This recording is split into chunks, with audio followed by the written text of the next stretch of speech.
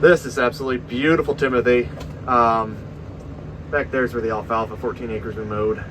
Didn't get any footage of that, but man, this stuff is, unfortunately, we're not keeping it. We just mowed it for him. The alfalfa, we're gonna be round baling and splitting the profits on. So whatever they sell for, I'll keep half the money. He'll keep the other half. He's got hay fields there and there that he square baled, but he has enough hay to get by for the year for his customers. He's keeping this grass, unfortunately, because I really want this, but hopefully my new grass field will perform at this level next spring. Yeah, that's beautiful there.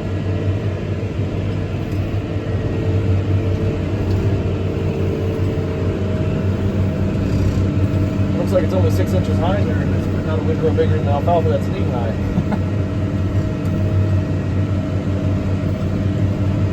Let me get this thicker stuff right here.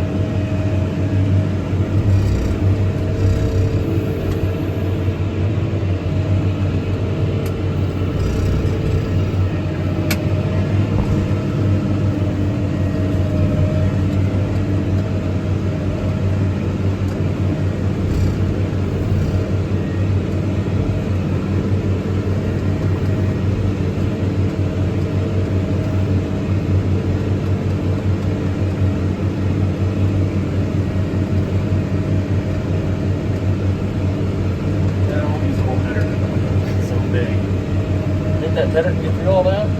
Yeah.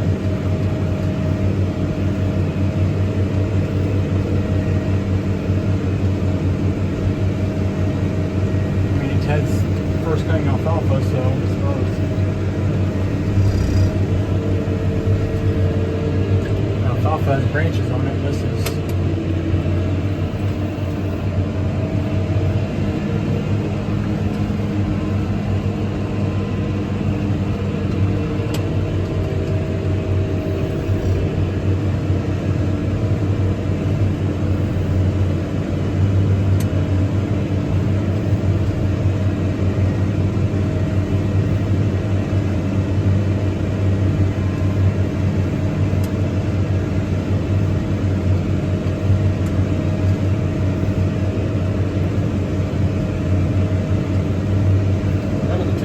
Headed out yet? I know. What is today? Like middle of June, June 8th? Right. I don't know. Everything seems to be way behind on maturity this spring. Have you made it? When do you normally make this? Was it headed out then? Last year, I was a rabbit.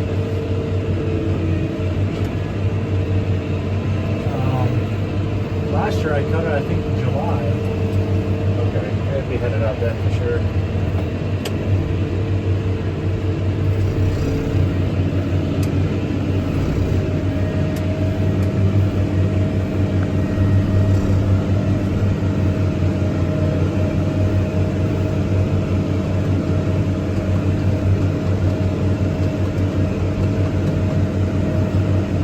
I was not expecting this to be this thick. Started mowing.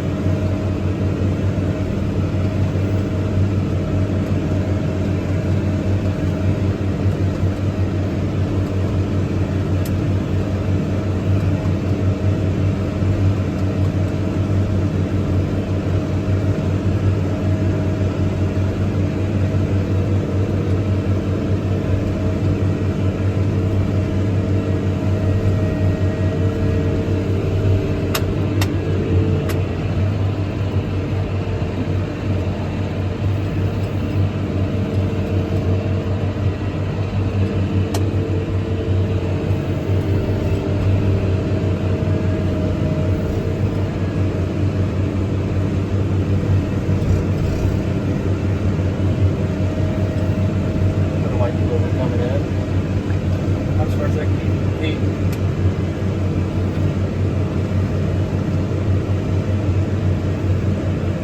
I don't even think it's even starting to go to head yet. It's everything now.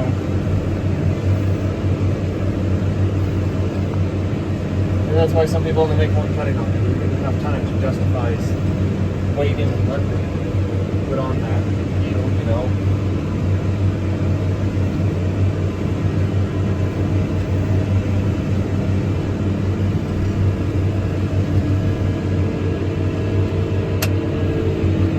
Missed him. Yeah, we'll get him on the next pass. He's in alfalfa now. I'll go get them. I'll chase him down. I need that last row of skunk. Oh, that's not something you want to get.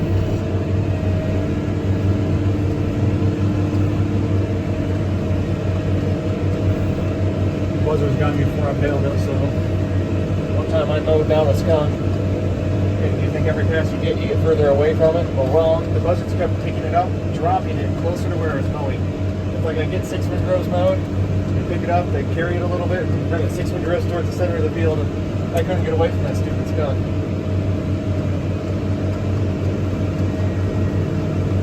That's just lush.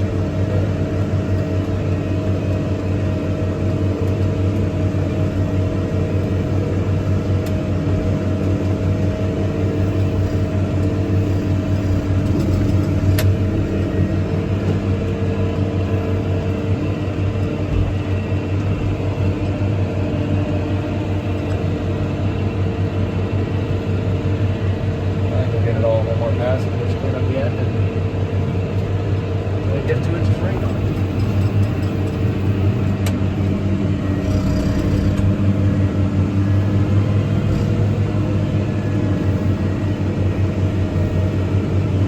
I'm really glad I planted that Northfield all the grass because if I can do this every spring, I'd be just tickled pink.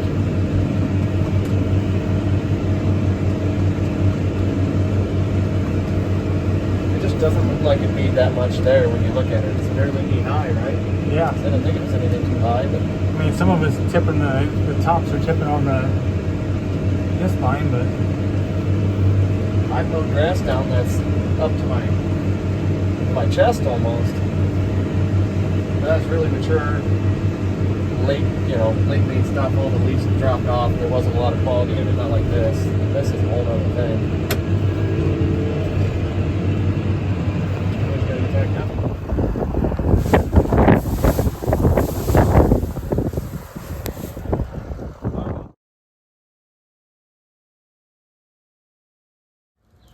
Oh, so much for no rain tonight. Isn't that awesome?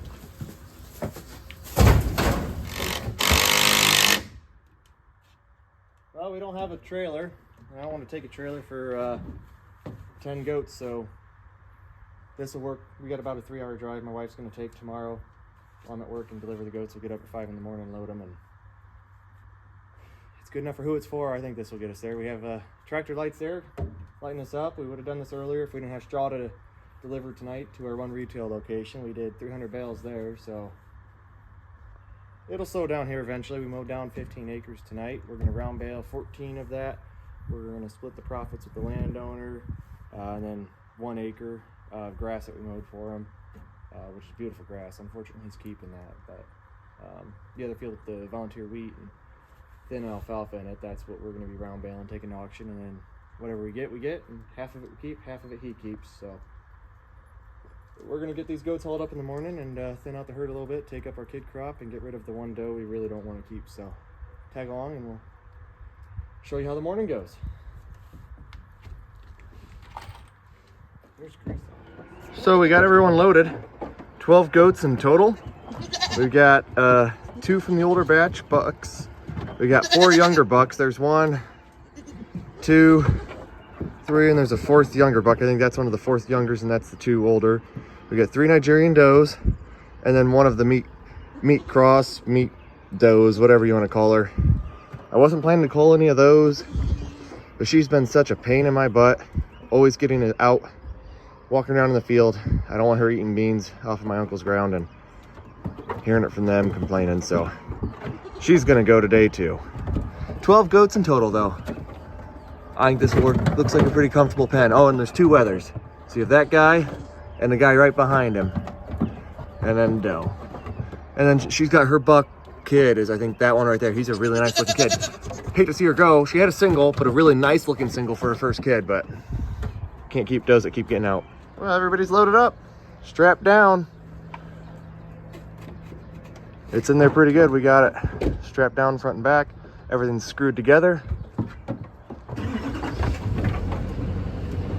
It'll be nice to see that one tan-headed doe right here, see her go, but the rest of them, they weren't half bad, but you can't keep the bucks forever. As the whole point is to breed them and sell them. So if you've been following along and watched the last video, you saw we were out scouting some fields and the alfalfa is up. And there's a lot of grain in this field. The phone doesn't pick it all up. But man, is this stuff starting to grow already? It's starting to set out second leaves, you know. Trifoliates, I guess, is that what you call them? That's really exciting. It's just a matter of time. These things are going to canopy over and we're going to have this beautiful thick patch of alfalfa. There's a couple thistle patches there and there, but it's pretty clean otherwise. We got the helper here today. Picked up a bunch of rocks. Get those set around the pipe, but otherwise really excited about this. The grass doesn't pick up on the camera, but that's looking more consistent and coming up nice too. Oh boy.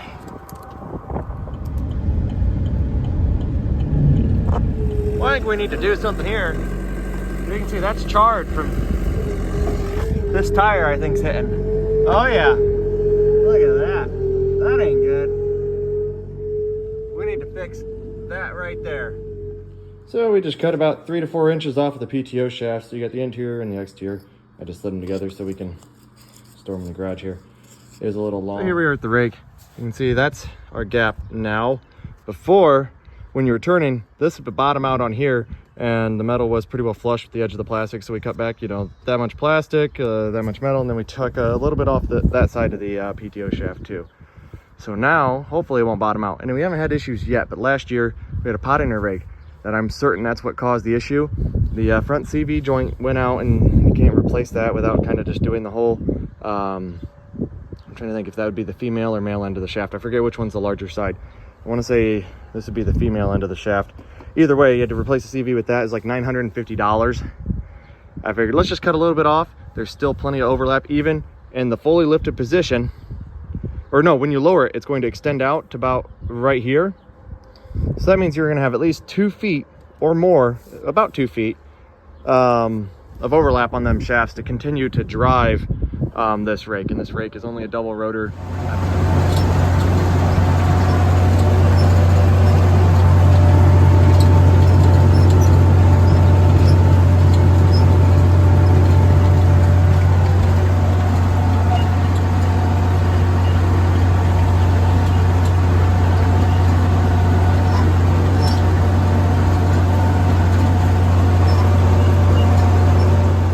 Baling. We only got 3 bales in this field. He had most of it off.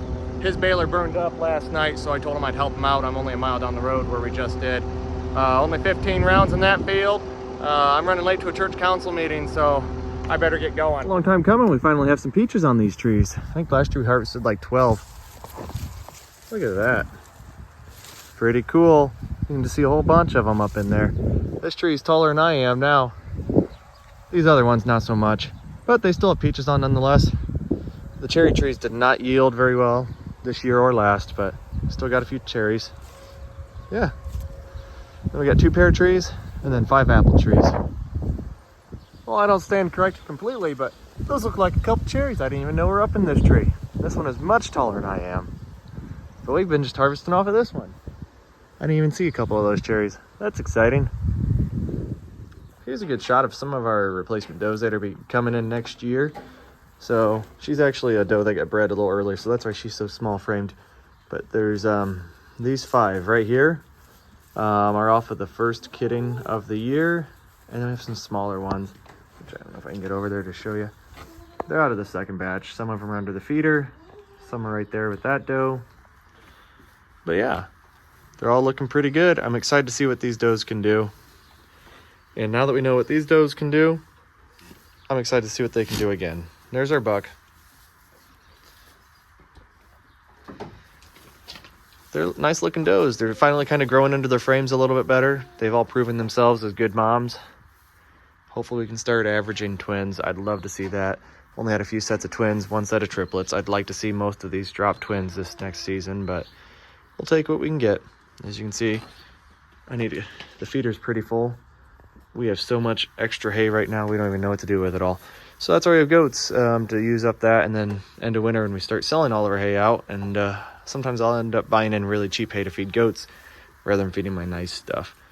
But we did sell a doe and some other weather, so they probably won't eat as much as they were. So if you stuck around this long to the end of the video, I appreciate it. And just comment what more you want to see. This video obviously had a few more things on goats than what the rest do. Primarily we're just hay and straw producers. So that's what most of our videos are going to be around, hay equipment and stuff like that. I don't know if you can see outside. We probably can't see it out there, but we got the skid steer, just brought that back. Got those round bales picked up this morning. My wife did while I was at work. But primarily we'll have videos on haymaking, but if you want to see more of any one thing or have questions, just leave it in the comments below and let me know what you want to find out.